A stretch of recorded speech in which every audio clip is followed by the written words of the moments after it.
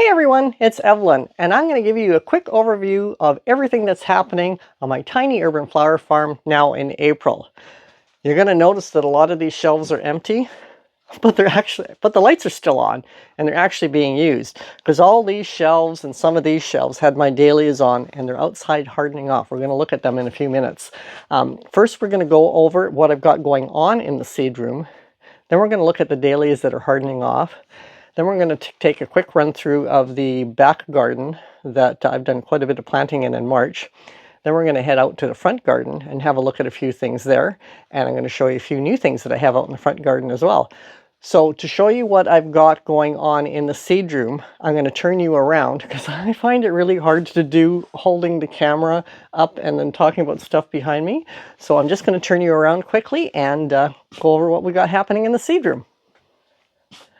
Okay, I am on the top shelf of this container because you can see there's the floor down there. There's my feet on my little two-step ladder. There's my heater. And what I have going on here is my tomatoes because, you know, every cut flower farmer has to have tomatoes. I've 8 of these type of pots, which are basically 1 gallon but square, fit in a seed tray, a 10 by 20 seed tray. And I like the square ones because the roots don't go round and round. They will actually reach downwards. They also, because they fit together so tightly, if they were round, you'd have a lot less soil in the actual pots. I plant them deep so that they can grow roots out the sides of their stems. They're all doing really, really well. I'm really happy with them. So they aren't going to get planted out until into May sometime. Probably after... I don't know. It's weather dependent, so I'm not going to say when. It's all very much weather dependent.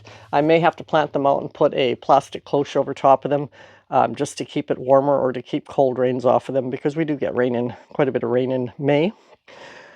That shelf, of course, is empty because it's has dahlias on it that went outside. My seed room temperature is doing a consistent 21 degrees Celsius and 64% humidity. It goes down to 18 degrees at night. That's because this little heater down here, it puts out minimal heat.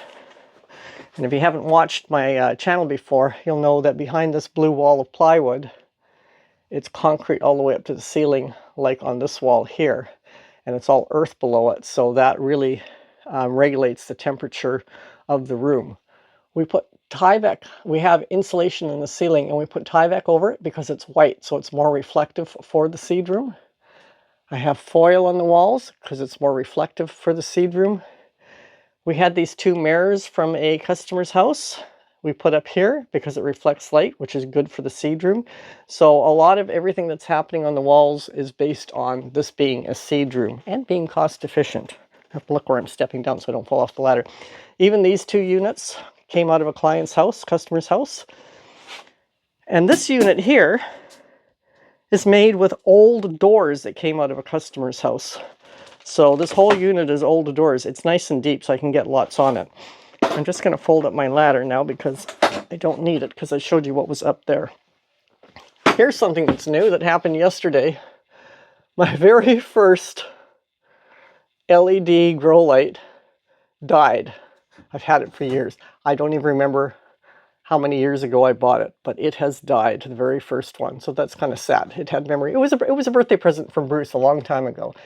So I can't actually use this top shelf, so I'm really cramped for space. It doesn't look like it because there's bare shelves, but like I said, the dahlias are coming back in and going on them. And losing the shelf has made me really, really cramped for space. I can't pot anything else up that I want to because I can't use the shelf. This shelf is bare because it had dahlias, as I mentioned. The next one has the sunflower seeds that I planted just over a week ago because I plant them on Sunday. Today is Monday, so it wasn't yesterday, it was the week before. So this is how tall sunflower seedlings get in 8 days in the seed room. And they are going to be going out full time, probably tomorrow.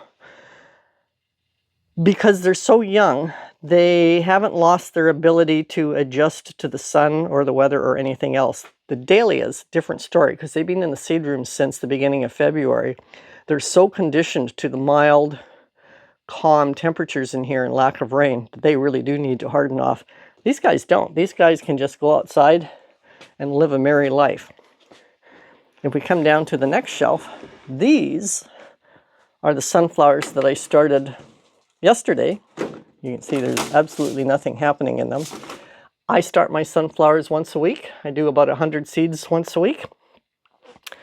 The shelf below, so if you've been following my channel at all, you will know that I already planted out my ranunculus and anemones, and we'll be looking at them in the back garden beds. So what this is I decided not to grow yellow ranunculus, rose bonbon ranunculus, or blueberry anemones this year because I just didn't use them last year in my bouquets. But after I got everything planted out, I got the corms going and I'm going to sell them. I'm not going to grow them except to do them in pots and sell them. So they're tying up, like if I spin around on this door shelving unit that holds a lot of dahlias, if you look underneath here on the bottom row, I've got 3 trays of them and another 3 trays over here. You can see there. And so that'll be a lot of anemones and ranunculus to sell. If I don't sell them, I can just let them do their merry thing, store the corms over the winter, and pot up what's left to sell again next year, because I have a lot, so I don't expect to sell them all. As long as I'm down on my knees and we look at this next bottom shelf, what we have here, this is disappointing. This is my Jacoby Little pumpkins, and to date, now I only planted them a week ago, but I've got 2 up really nicely. I don't know what's happening to the other 5, but I did plant more seeds than I needed, but I would have liked to have more than 2. Versus next to them, my Baby Boo white miniature pumpkins. I've got 1, 2, 3, 4, 5, 6, 7, 8, 9, 10. Is that right? 1, 2, 3, 4, 5, 6, 7, 8, 9, 10. Yeah, I've got 10. It looks like there's 2 holes here and 1 hole here. So I've got 10 Baby Boo white pumpkins, so it looks like they're going to be the predominant baby pumpkins I have for bouquets in the fall. And only the 2 Jacoby Littles, which I actually prefer using in the bouquets. Next to them in the white pots. See, I'm not even labeling these because the Jacoby Littles are in the orange pots. The Baby Boo are right next to them in the 6-pack trays, except for one because I had an extra one. Hang on a sec. That is a Jacoby Little because it's in an orange pot. So I have 1, 2, 3. That's better than 2. 50% better. Anyway, so I got 3 Jacoby Littles. I've got however many Baby Boos I said minus 1. In the white pots, this is just zucchini. So I have 1, 2, 3, 4 zucchinis. We really like zucchini. So I'm hoping to have at least 2 out of the 4 plants thrive in the garden. Next to that is something that's looking a little eaten. And another one over here. These are cucumbers. And again, I've only got 2 coming out of 2, 4, 6 spots. So the cucumbers aren't doing great. Next door to them, oh, I gotta stand up. So let's just do this shelf as long as they stood up. So these are things that I want to transplant. These are my sweetie tomatoes. And you can see they're quite tall in this little pot. And they need to get transplanted up into a bigger pot. Here's some more of them because I had quite a few. The other thing I have in this size pot, which really needs to get transplanted up as well, is basil. But transplanting up all of these sweetie tomatoes and the basil is going to take up room, which was supposed to go on this shelf with the dead grow light, and now I can't do that. So that's what's here. Next door to them is my second planting of snapdragons. You can see they're looking really good, except for these 2 spots. And these are the snapdragons that I bought at the garden center. What were they? Apple blossom. And they're just not doing well. I've only got 3, 4, that might be a 5th one, 5 out of what it said was 25 seeds in there. It was a color that I was just going to experiment with. It's an experiment for this color to see whether I like it, so 5 is enough. I will know from 5 whether I like that color, and then I can buy a larger package for next year. The rest of these seeds, Snapdragon seeds, came from Johnny's. So then down here, which is where I was when I talked about the Jacoby Little, the baby boo, the zucchini, and the cucumber, right next to it in here is yellow zucchini. So I have 1, 2, 3, 4, 5. Don't really need 5 yellow zucchinis. If I have extra of the tomatoes and the zucchinis and all that, I'll just put them up at the flower wagon and see if they sell. Underneath this piece of plastic, I started some more lettuce plants yesterday. So until they come up, I'll just leave the plastic over top. That's in a small pot. Behind it, I have more. What did I write? Oh, got a question mark. These are ranunculus that I don't know, they're ranunculus or anemones that I dug up, but I forgot to put a label on those ones, so they were just in a bag, unlabeled. So they're question mark unknown. We'll find out what they are. And then right beside this, over here, these are my 4 types of double-click cosmos.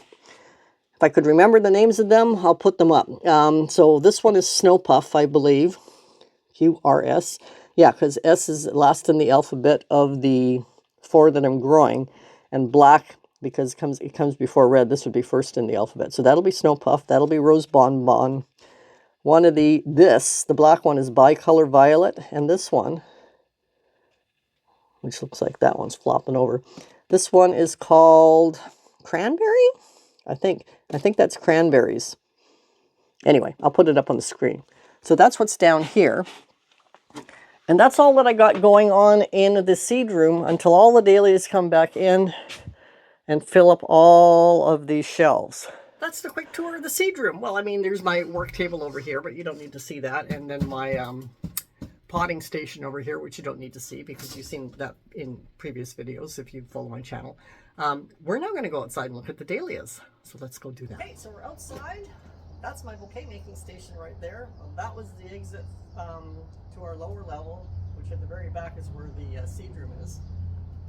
Here is where I'm hardening off all of my dahlias. It's part of the driveway that runs, which runs down our property. You can see we've got a car parked down at the bottom of it that we put a gazebo on top, which by the way came from Costco. But then it tips up this way to go to the garage on this side. And what is technically a garage here, but we never put garage doors on it because I need to be able to come and go constantly. As you can see, wheeling out all these dahlias, I don't want to deal with doors, etc. So, oh, God, Ezra just jumped up on me. Because it's just easier to have it open. You know, maybe one day I'm not doing this anymore, and then we can put, hey, off, I'm gonna knock my microphone off. And then we can put the garage doors up. But for now, we leave this side open. We do have a storm door on the other side, so I can cut through it. But let's take a quick look at all of the dahlias that I've got happening here. First of all, we have to look at that very patient dog who has decided to put her ball here because she seems to know we're going to be dealing with the dahlias here. So she's put her ball where I can just pick it up, walk over to the long driveway. It's been raining this morning. Throw the ball up the driveway and keep her happy. Okay, let's go back to here. Oh, the other thing I want to point out is please ignore the plywood on the garage door. You'll actually see it's been completely bashed and smashed, and that did not happen from the outside. That happened in a windstorm. So the door that cuts into this part of the garage, we hadn't put the door handle on it yet, and we had a windstorm, so I shut the door and I shut the window at the back, but the wind was being forced through the open hole where the door handle was supposed to be. And wind pressure, if wind goes in, wind must come out. And that garage door violently threw, we didn't see it, our neighbors did. They said it was very violent. All of a sudden just burst open. When it's open, we just kind of hook it onto here. So it burst open, flew open, hit that really friggin' hard, and sent the 3 plexiglass windows that are on this side into the garden over here. And kind of tore it off of its hinge up there tore it off of the wood up there when it hit. So that's a wasn't a winter project to fix because of how rainy it is, because when it's fixed we also want to get it stained the same color. So that's just waiting to be a summer project for this year. So ignore the plywood. Look, we have another ball in exactly the same spot because it worked there the last time. I'm going to ignore it this time because I don't want to keep throwing the ball. So what I have here is all the dahlias that were and still are in the seed room. I take them all out on this Rubbermaid cart that has wheels. You can see I can get 3 of these totes on it for one drive. I pull it out and put it on a cement block so the sun can hit those, because of course there's no reason to take these last 5 off of the tote. I can get 7 of regular 10 by 20 trays on that as well. So it's basically 4 trips. Is it 4 trips? 1, 2, 3, 4, no, 5 trips. That's the 5th trip to get them all out here. These are the same cages that I had over the strawberries that I used to dry my zucchini on, that I used to harden off the anemones and the ranunculus, and now, well, and also to keep the birds out of the strawberries when I had the strawberries planted over there, and now to harden off all of the dahlias. It's just completely perfect size for that.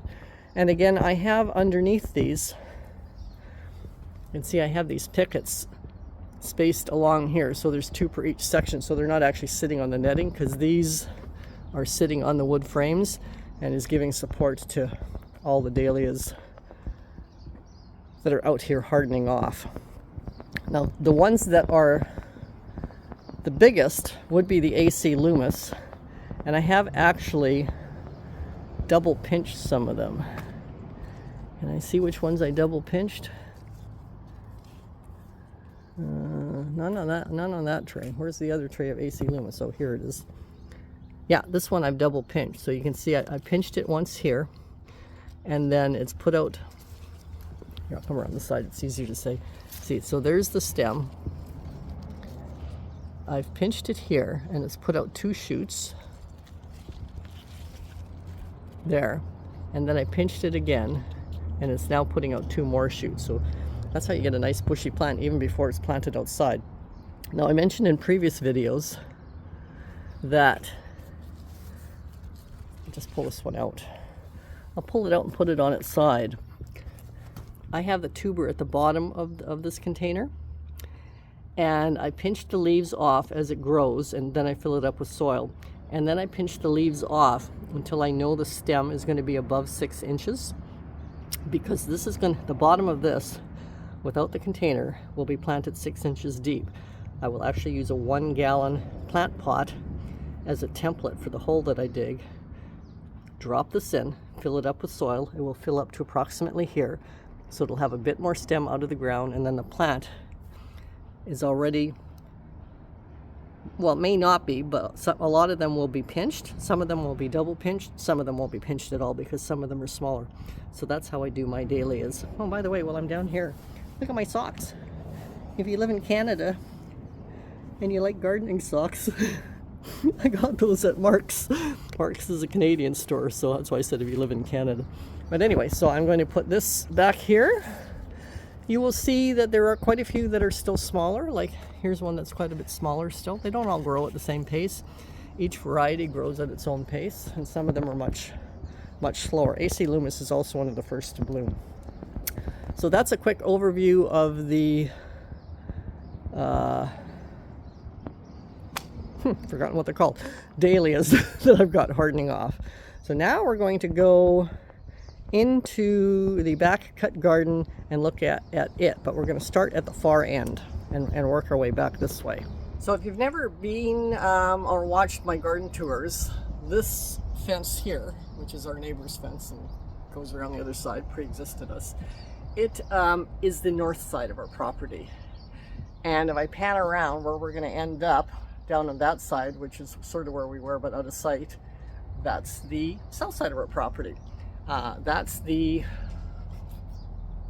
sun rises and sets. That's the east side, because that's the side the sun comes up. And yeah, so you can see there's that tree. You've seen it in videos before. There's the laurel hedge. And now we're going to talk about what we planted into this bed, but I'll spin you around again. I'll go through the beds quickly with it spun around. So this bed, you can see the herbaceous peonies are now growing really, really nicely. They weren't anywhere in sight when I was planting at the beginning of the March, where I planted the snapdragons. You can see one right there. So the herbaceous peonies are now coming up quite nicely.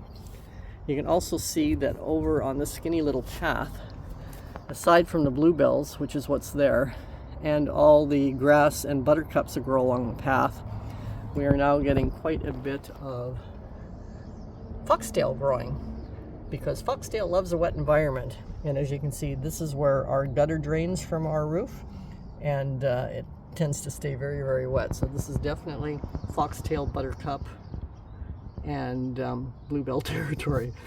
But let's take a quick look at the sweet peas. You can see they're here. They're still pretty short. They will have developed a really good root system by now. We're getting into warmer weather this week, so they are going to start growing. You can already see that there's all of a sudden some quick new growth on that happening. There's a herbaceous peony that's put on a lot of growth as well.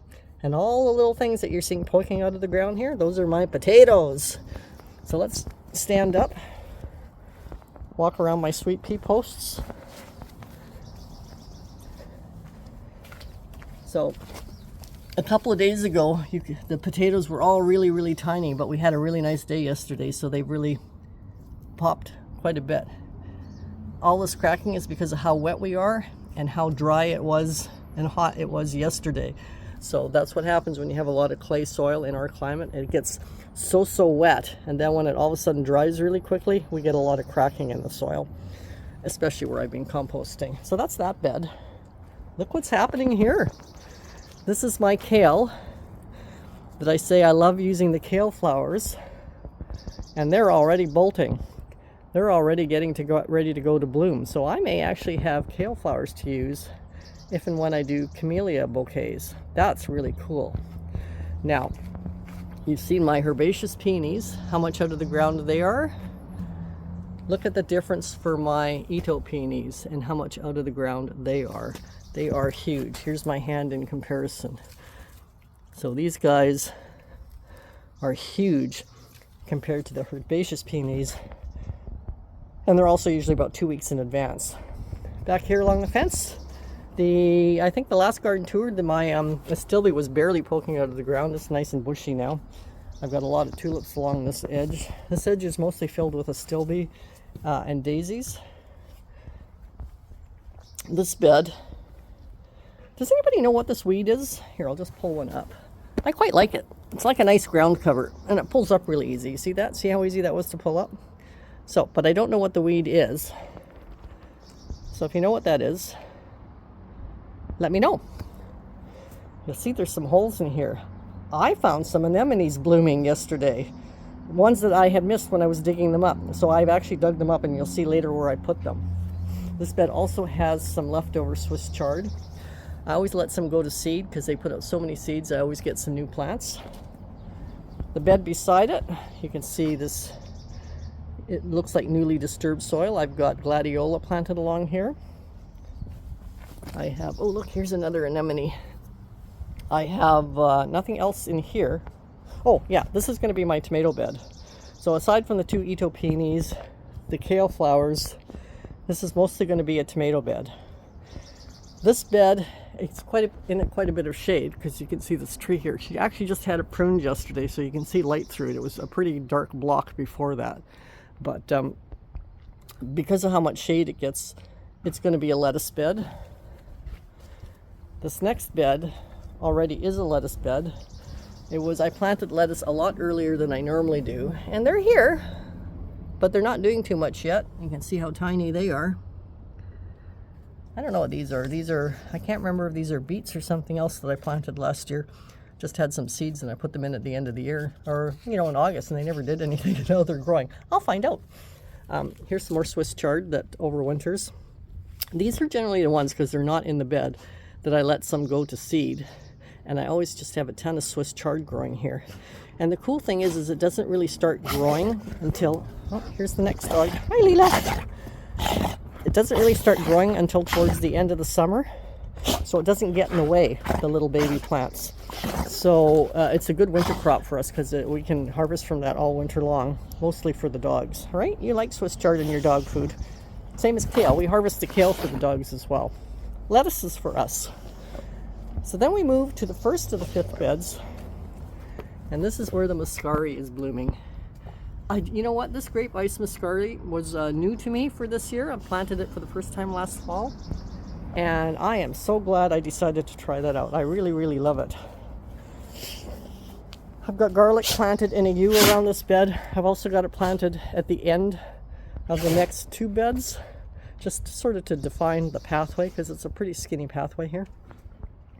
I have my bachelor buttons in here.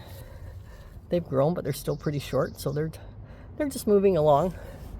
But what's interesting, the bachelor buttons along this side of the bed and along the back and in the middle are doing great, but all the bachelor buttons I put along here, they don't seem to be here anymore. So I've lost a bunch of my bachelor buttons. That's never happened before. So then we're going to go back to the fence, follow the fence around. Here I have rosemary, which I just love the smell of. It's one of the things I can smell, and it's one of my favorite smells.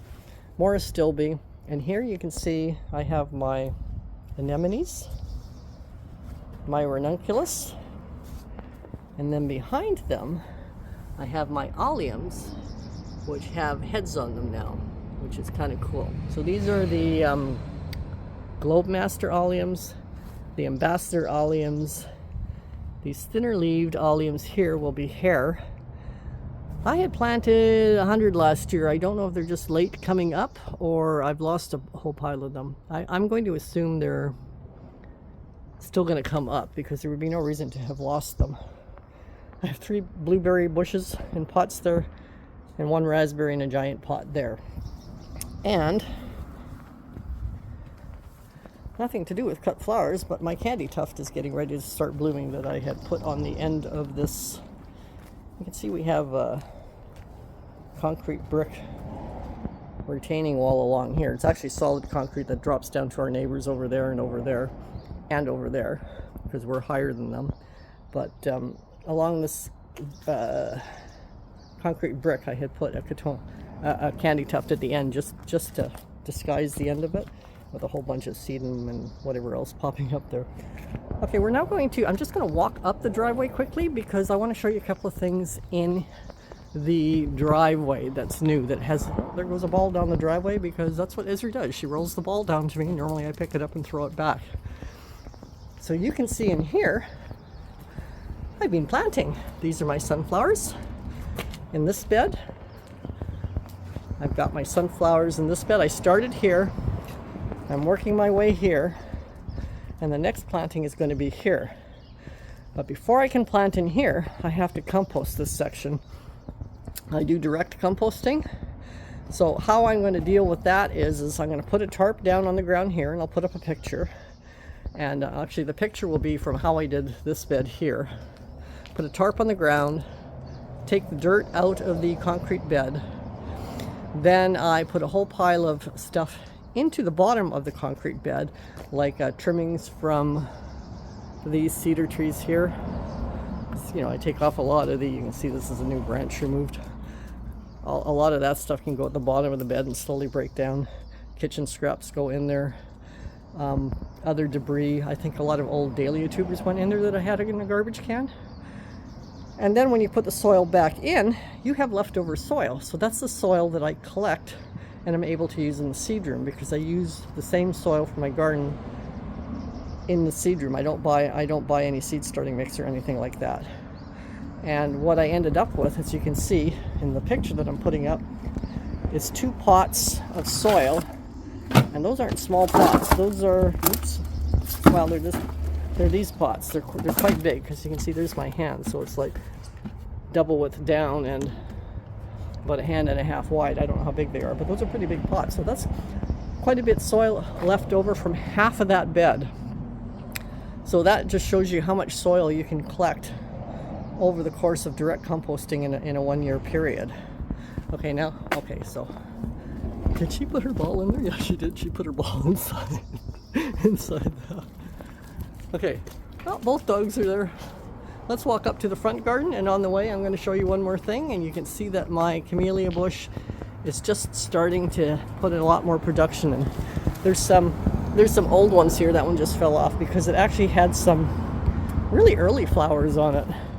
But they're doing well. They're not shattering when you touch them. I mean, look at that. Isn't that stunning?